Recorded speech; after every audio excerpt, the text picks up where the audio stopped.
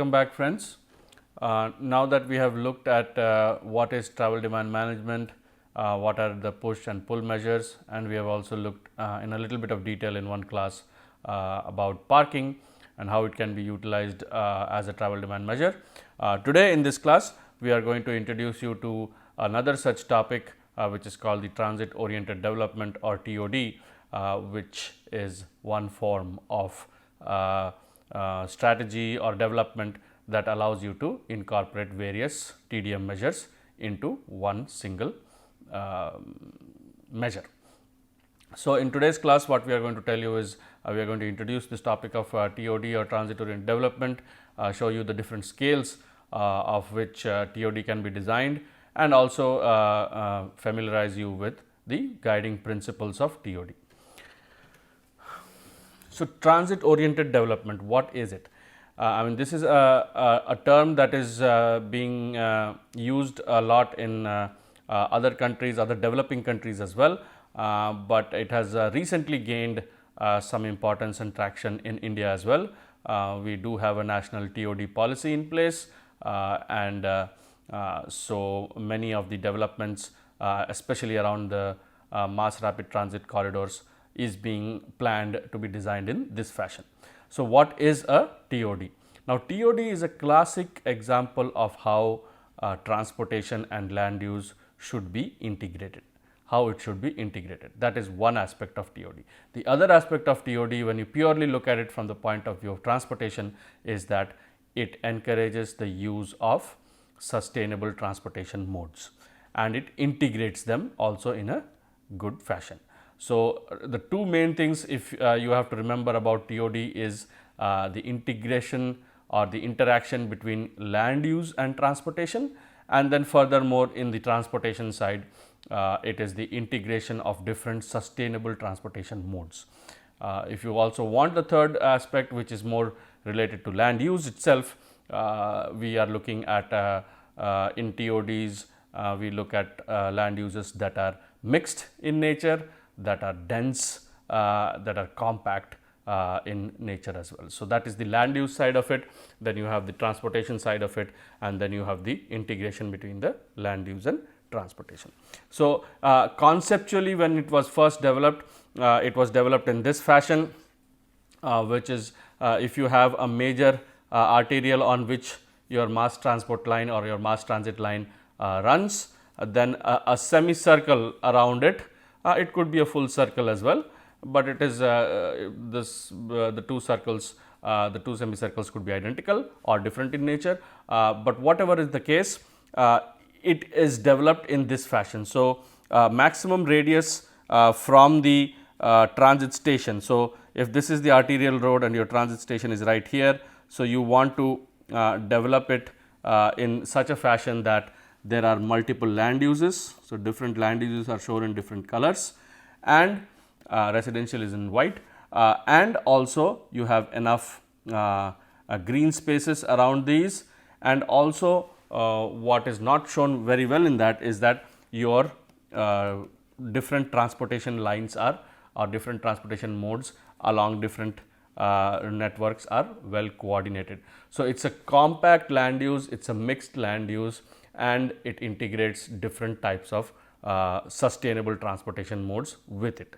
Now, this is a realistic sketch or a realistic example of how TOD is developed. Again, if you look at it from this way, where this is your main transportation or mass transit line, and you have such kind of development along both sides of the line, right. So, it will be highly dense, high rise buildings first, then slowly tapering off to being more and more spread out, whereas your transit line will be right at the center. So, you can have it either in the semicircular fashion, you can have it on both sides, it could be either around just one node, it could be along the corridor as well. Along the corridor development is usually called transit adjacent development rather than transit oriented development, but the principles are pretty much similar. So, why was there a need to develop this kind of a scenario? So, what was happening was, because there was there is still a rapid growth in use of personalized vehicle and a decline in the ridership of public transport vehicle, what urban transportation planners and urban planners started to think was, how do we encourage people to use public transport? So, that was their first aim, right. How do we attract people to public transportation? So, the immediate thought was, why don't we encourage or attract people to stay closer to the public transportation, not very far away from the main line, but closer to it. Now, then they started to think, well, no point only thinking about being closer to the public transportation line, but let us think that they are closer to the public transportation stations, right, because eventually public transportation has to be accessed through the stations. So, although you may be close to the line, but the station may be still 400-500 meters away, but that does not help. So, let us then they started thinking was, let us attract people to stay very close to the public transportation stations. Okay. So, that translated into this concept of transit oriented development. Then came the thought that, well, okay, now we are attracting people to stay near the public transportation stations, where they can now take the metro or the BRTS and go to their workplaces. But what about their other work purpose or other trip purposes? For example, now they want to go to the grocery store, they want to go to a movie theater, they want to go to a restaurant. Do they still use their private modes? So, in response to that question, what they then started thinking was, let us not only develop this TOD as a residential zone, let us develop it as a mixed zone.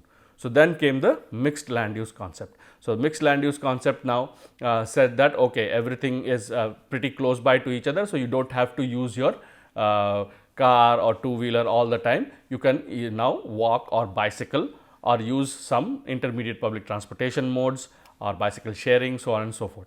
So, that was the intent of mixing up the land uses. Then they thought, okay, it is good to encourage these people to use other forms of transportation, but we have to also provide good quality of them. So, then what started happening was, they started to look at the infrastructure of sustainable transportation modes around these nodes. So, they made footpaths pretty wide around there. They started introducing bicycle sharing around the stations. They started discouraging the use of private transportation modes by increasing parking. So, in yesterday's class we looked at how parking can play a role in driving you out of your car, right. It can be used as a push measure. So, what they started doing was, they started increasing the parking prices in the TOD, so that people would not now use their private modes more often, or for every purpose they would not use their private mode, they would rather walk or bicycle. So, these are all these guiding principles around of a public transportation of a TOD node, and this is how evolution of TOD started to happen, right. So, now if you are talking about a full-fledged TOD, you have to have all of these components designed in such a fashion that compactness is encouraged, mixed land use is encouraged, use of sustainable transportation modes is encouraged, and use of private transportation modes is discouraged to a large extent. So, this is how the chronology or the sequence of TODs evolved. Then when we start individually looking at different components of a TOD, you would see that walkability or walkable design is a very important part of it, and we have already told you how to design good walkable streets. Mass transit station is a prominent feature of that town center. So, now if you think of conceptually, if you start to think of this as the center of your town, or your town is your TOD, right. Say it is a small, it is not a large town, but it is a small area, but now you can call it, you can call this transit node as the town center. So, if you think of that as the center, then you can develop around it in a very planned fashion. A regional node containing of a mix of uses, so land use mix in close proximity. So, now you started to see that there are office, residential, retail, everything close to that node, that transit node. It has to be high density. Now, high density is something that is mostly something that is encouraged mostly in cities that are not very dense. Usually cities worldwide are very dense, but you would still find some western cities that are sprawled and they are not seeing the benefits of public transportation, or not seeing the benefits of integrating different modes of transportation. So, what they do is then they densify the areas around the transit nodes. Densify is not a word, but I am using it as a word. So, they increase the density of the land uses around the metro stations also. They do that by increasing FAR or FSI or however they use it. But in our cases, you could argue that Indian cities are already dense. So, how much more dense do you want to make it? Because we are fed up with people living so close to each other. So, maybe density is not one of our focuses, but definitely land use mix is one of our focus, right? We have to have the proper mix. We often see our neighborhoods being purely residential sometimes. Sometimes they have residences on top, and the ground floor is sometimes let out to retail stores, but they are not done in a very systematic fashion. Maybe the land use doesn't support it, but it is going on illegally or something like that. Usually tends to happen after that is that people, the shops that open up are all of either similar nature, or they are not disorganized in a proper fashion. So, if you have a proper land use mix, if you have a land use code which says this is the mix of land use, if you have 20% residential, 30% retail, 25% entertainment, or so whatever it is, and that is categorized maybe as a land use mix type A, whereas then there will be different proportions of land use mix type B. So, if you actually have such land use mixes coded in your zoning or in your land use maps, that would really help in designing the TODs properly, and we do need good land use mix so that we can encourage the use of sustainable transportation modes. And they have to be all within 10-minute walking distance, right? As the distance increases, probability of walking goes down. People don't want to walk for longer distances. People don't want to bicycle for longer distances. So, all of this design, everything has to be within a 10 to 15-minute walking radius, so that everybody is encouraged to go to different places by walk or bicycle.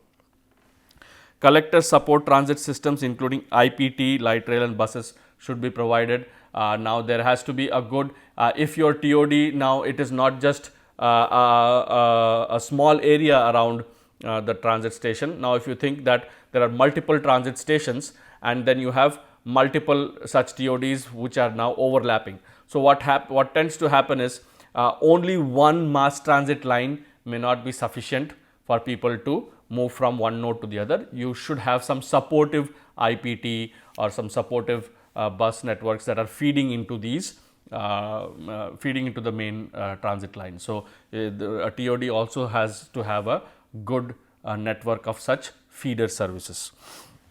Okay, reduced and managed parking, like we said, parking has to be discouraged by either having fewer parking spaces or by having higher price of parking, or both.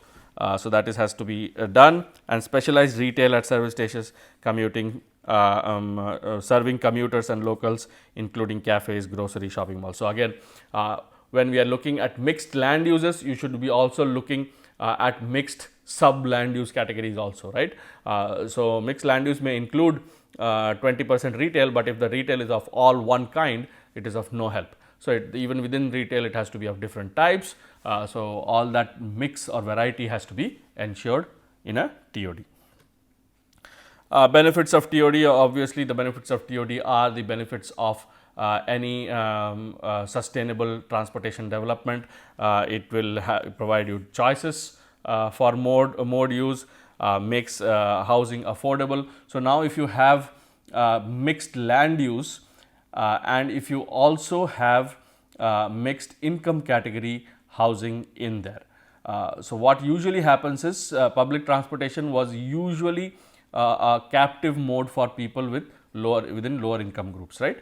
So, now if you attract all those lower income group people or not all, maybe a proportion of those lower income group people to be living around the metro stations, suddenly the entire TOD becomes very affordable, right. Now, you have to have affordable retail, you have to have affordable rental units. So, everything becomes So, not only there has to be a mix of land uses, not only it has to be dense, but also it has to be of mixed income groups. Otherwise, if you just have start providing these fancy high-rise residential buildings with glass facades, then they are going to increase the land value, but they are going to only attract one category of the society and not a mix of people.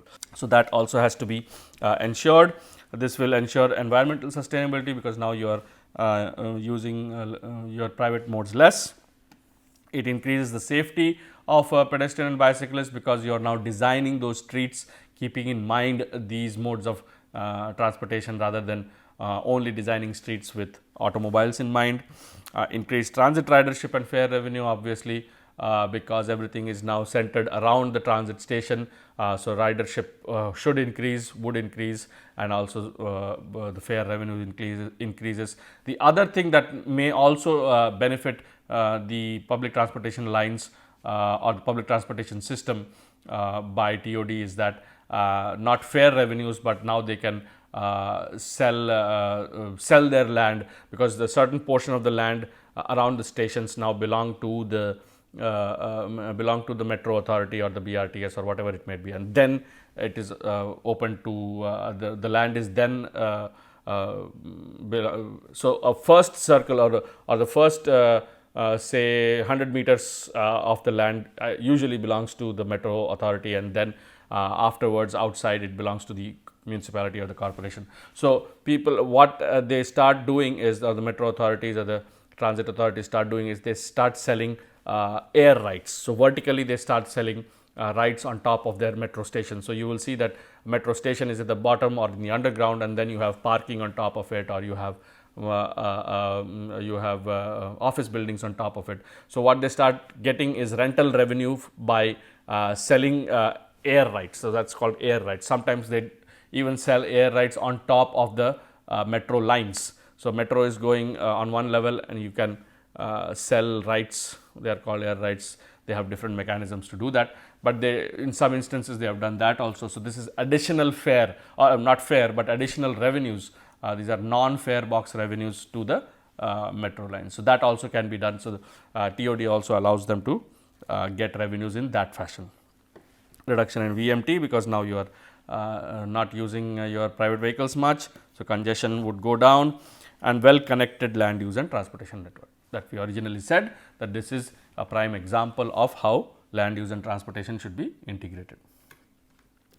So, now this could be at different scales. If you start looking at the scale of a TOD, we started looking at the scale of a TOD from the point of view of one node or one station, right. Now, it could be one station, or it could be for your entire city scale as well, right. If you are looking at entire city scale, then you have developed your city as a transit oriented development. So, your entire city development, land use and transportation are integrated around your transit nodes. So, this could be at a city scale, this could be at only one corridor scale. So, maybe you have picked only one, there may be multiple corridors of mass transit line in your city, but you have found out that this one corridor is the most beneficial. If I convert this into into multiple TOD zones and join them, so it becomes transit adjacent corridor, transit adjacent development and TOD mixed together for the entire corridor.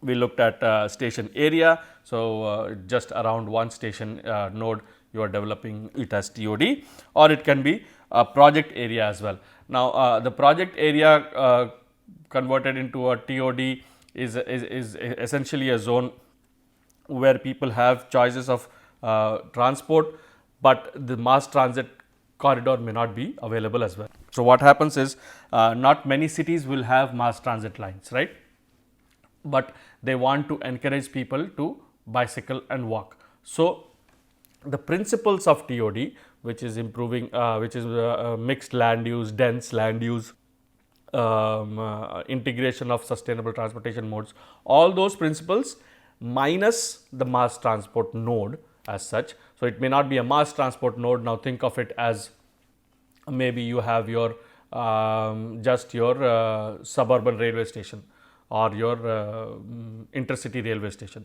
You do not have a good metro network or a BRTS network in the city, but you have definitely every city or town in India has a station or a bus stop or a bus station, right. So, now think of it that as a node and just develop around it with those simple simple principles of TOD. So, although it will not be around the mass transit node, but it is still, it can be thought of as a project area where the entire area now has these principles of TOD. So, you can build it at any scale you want it to build at, as long as you are implementing those principles of TOD that we talked about. Now, there is a guidance document that the Ministry of Urban Development of India has developed. Now, it is the Ministry of Housing and Urban Development, but at that time it was MOUD. So, most of the points are taken from that document to make you familiar, familiar with that document, and so that you can use it in the future. This is based on true real life examples in Indian context that this document has been developed. So, you can follow that, and if your city is planning for a metro network or a BRTS network, then you can talk to your authorities and say that, hey, if you are planning for a metro network, then our nodes should be designed in a TOD fashion. So, that recommendation should come from you as a transportation engineer or a transportation planner. So, what this document guidance document says that there are 12 TOD guiding principles and 9 TOD supportive principles based on which you should design your development around at whatever scale you are thinking of developing it. So, we will look at each of these 12 guiding principles, and I will leave it up to you to read about the supportive principles, which can be you can pick and choose which supportive principle you want to use for your design, but when it comes to the guiding principles, you make sure that you have used all of them or at least the maximum of them. So, the first principle is it has to have multimodal integration. We have already talked about it. So, if this is your station space or if this is your basically station entrance and this is your metro line or a BRTS line, what you have to make sure is that there is enough space around the metro that allows the integration of modes, so that you are not only accessing the metro station using private transportation, you are using IPT, you are using bicycle, maybe a local feeder bus is dropping it to you, or you are being dropped off and picked up by other your friends or family. So, that is how it should be designed, multiple modes.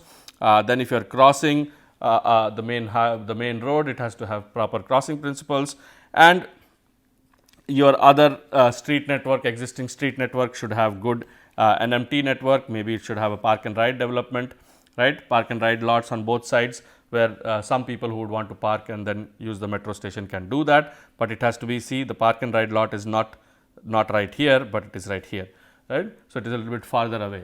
So, discouraging people to park right at the metro station. So, that is the entire principle. So, it has to have such multimodal integration around the nodes.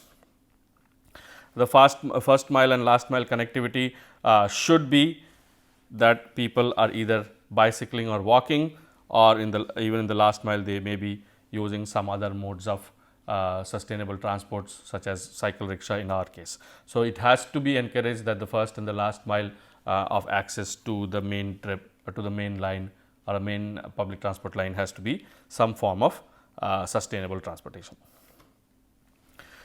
Interconnected street network. The other thing that is encouraged in a TOD is to have multiple, the best option is to have a grid type street network that minimizes travel time between, or minimizes walking time between two different nodes, encourages people to walk. If you have grid network with smaller block sizes, then that is very helpful, or it encourages people to walk a lot. So, goals are to routes providing direct connections between transit stations and other areas.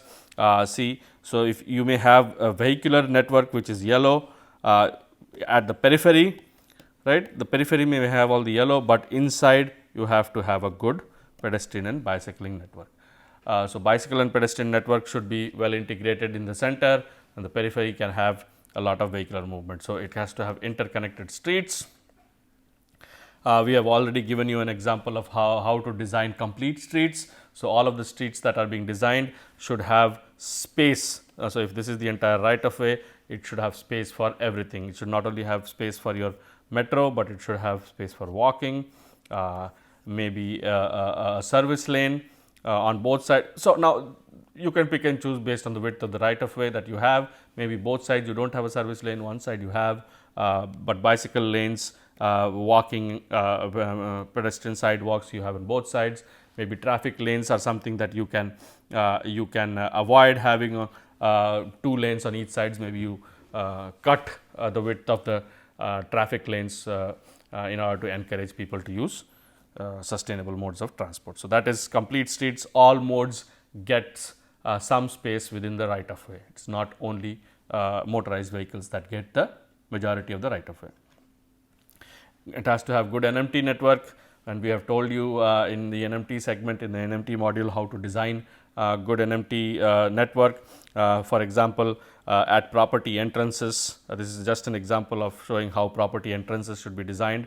It should not be designed like this, where this is giving access only, preference only to the motorized vehicle that are turning in, and no preference is given to the pedestrians who now have to get down from the curb or the sidewalk, wait for these vehicles to go and then cross this. So, such type of design should be avoided, whereas if you provide a ramp and when you provide a continuous path for the pedestrian to walk, then that will allow integration of integration of both. Now, here you are still giving preference to preference to the motorized vehicle, but now you also have a clear path for the pedestrians. So, a pedestrian's NMT network is taken care of.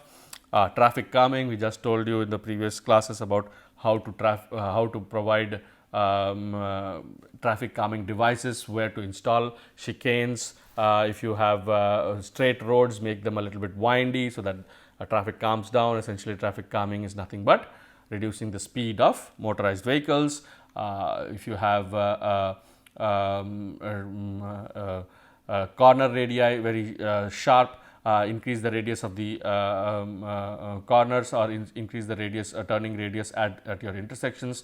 That will slow down the vehicles that are trying to turn. So, there are various traffic calming means that you have already read, and that should be implemented at TOD zones. Mixed land uses, we already told you that mixing of land uses, jobs and residents justifies higher service frequencies and promotes higher ridership levels. So, now if your mass transit line, if it has to have continuous ridership throughout the day, then if your nodes have different types of land uses, for example, one node has a lot of hospitals, the other node has a lot of offices, then what it will ensure is that hospitals may have night shifts. So, even the metro line is working in the night, has enough ridership, whereas offices may be only in the morning. So, they have ridership in the morning and in the nights. So, that is the entire principle of having or need for having mixed land uses, so that it can justify service frequency and promote higher ridership at for the transit line, for the MRTS line. Density, again we have to optimize density. So, in our case we have to be very careful not to make already very dense areas even more dense. So, if we have lot of density already, maybe we are only looking at improving the mix of land uses rather than density, but there are different guidances given in this document as to how to improve density by giving more FAR or giving less parking or so on and so forth. Street oriented design, street oriented buildings are something which says that your building frontage should be facing the main street rather than you provide parking in front of the building. Always it is said that you avoid parking in the front of the building, because that makes it more motorized friendly design, whereas if you have a sidewalk in front of the building, that encourages people to walk, and you can have parking behind the building, or you can have parking underneath the building, so on and so forth, but never have parking in front of the building. That discourages people from walking. So, that is something called street oriented buildings. Managed parking we have already looked at, reduce parking or increase the parking fee, or both. This is something that is very true to Indian situations, where you have to integrate the informal sector while you are looking to design your streets. So, essentially there you have to design for the street vendors, you have to provide them specific places where they can set up their stalls, and they should not be setting it up haphazardly everywhere along the street, but at the same time, if you disallow them, then you will cut the large portion of the informal economy that we have, which is not very desirable in our case. So, integrate them well when you are developing your TOD plans. Give them proper places where they can also put up their shops, but at the same time it does not impede the flow of pedestrians or bicyclists or motor vehicles. So, that is very, very important. And finally, housing density, we have looked at that. There should be a mixture of types, styles, price ranges and tenure within the 10-minute walking distance of a transit station. So, have different mixes of housing, do not only have high rise buildings. Like you saw, you can have high rise buildings right next to the metro station, but then you can taper off, so that different types of tastes of different types of people are catered for, and then you will have a good mix of people that are living around in your TOD, and that will encourage that will make it more vibrant, and even helps in the economy of that TOD as well. So, that brings us to the end of this week's series of lectures, where we have looked at how to integrate different modes, and we have introduced you to this concept of travel demand management, so that now once you have studied each of these modes individually, you have to be able to integrate them together as well. The documents and the references are given here, please go through them, they are free for download. So, in conclusion, what we can say is, in today's lecture we have learnt about what is TOD, how TOD can be implemented in different scales, and then also we looked at the different guiding principles, at least the 12 guiding principles that helps in successful implementation of TOD in your urban area. Thank you very much for your attention.